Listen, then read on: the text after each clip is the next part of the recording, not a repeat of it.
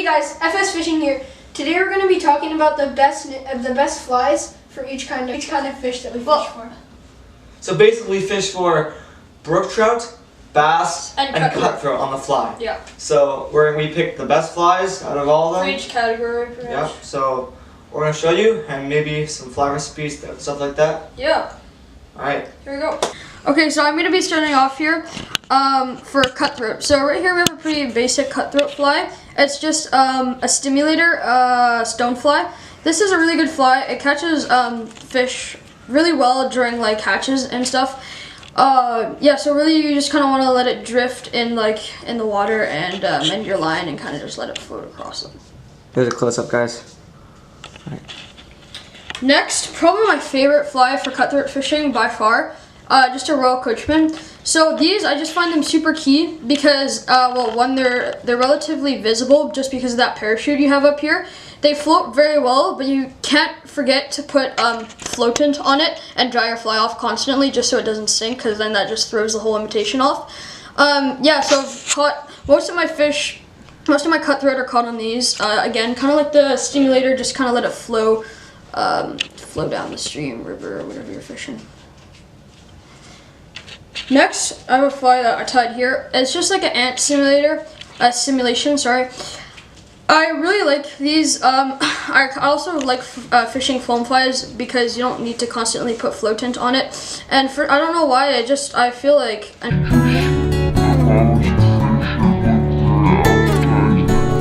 Again, kind of the same technique as the other two, letting it float on down the stream.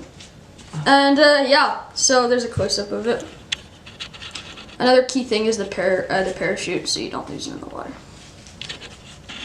And then lastly, probably the most known fly of all is the nymph.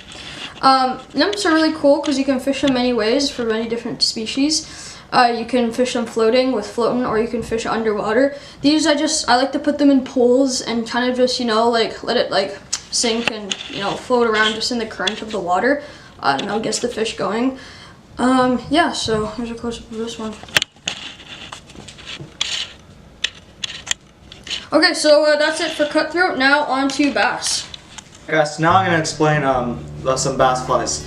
Okay, so fly fishing for bass is a lot different than trout because you're not letting the stream do the work. You're letting your rod and your hands and the line, all that kind of stuff, do the work.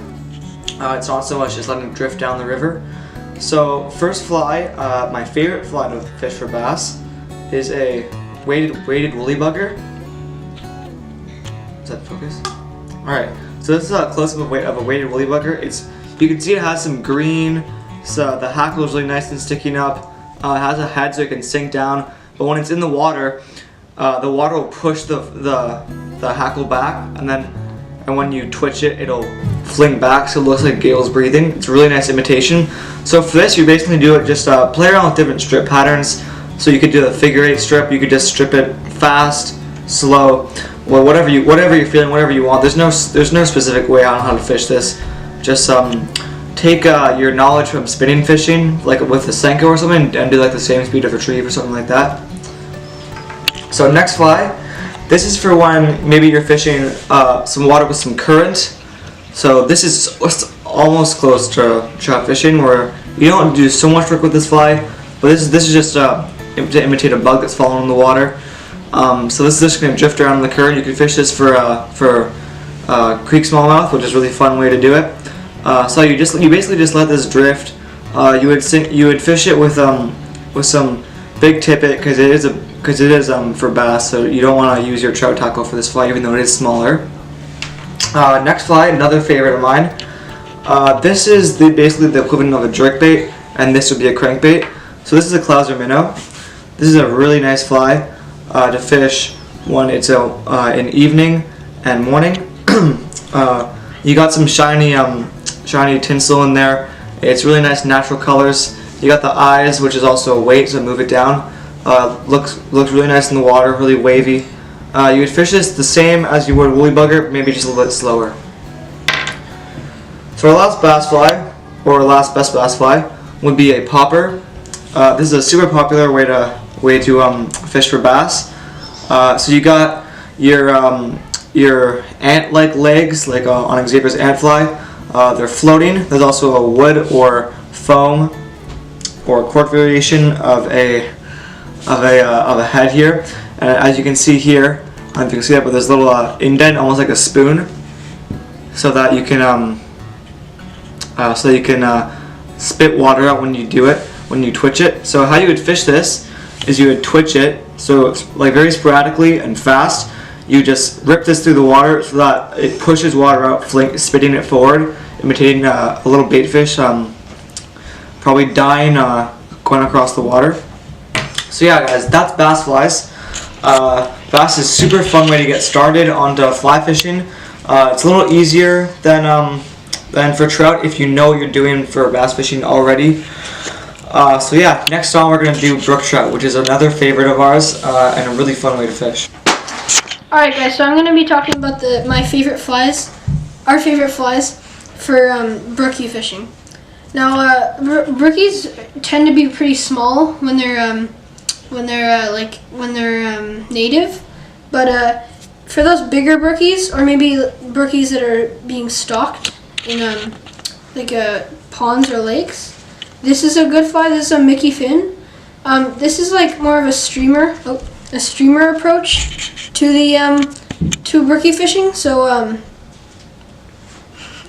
to brookie fishing, and this is you just twitch it like you would any other streamer, maybe really erratically because it's imitating a small little dying bait fish.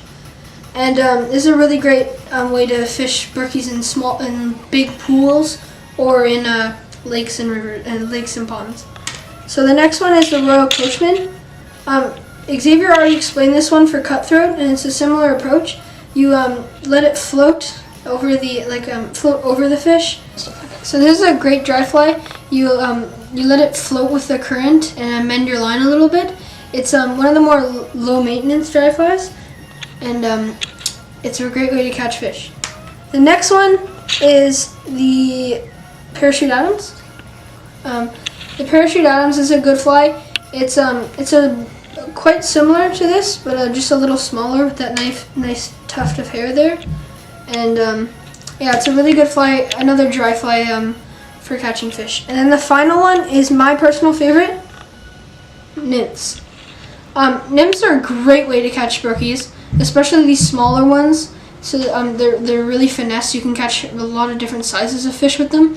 And there's not much to nymph fishing. I mean, it's a hard way to do it because you have to get it perfect. But there's not that much like twitching. Like maybe a twitch once in a while, but mainly just letting it flow with the current, get past those little nooks and crannies that brookies love to live in. The best flies for brookie fishing. So that's it, guys. Those were all our favorite flies for bass, cutthroat, and brookie fishing.